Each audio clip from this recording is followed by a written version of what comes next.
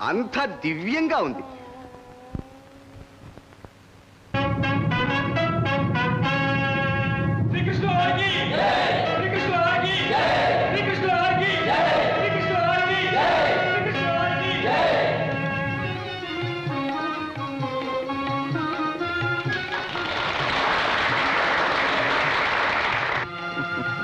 శ్రీకృష్ణ, నీ చెల్లెలి కారణంగానైనా నీ దర్శన భాగ్యం లభించింది. నిన్ను సత్కరించుకోగలిగాం. ధర్మరాజా, మాకు సత్కారాలేమి? మేము ఆడపెళ్లివారు, మీకు సత్కారాలు చేయటానికే వచ్చింది.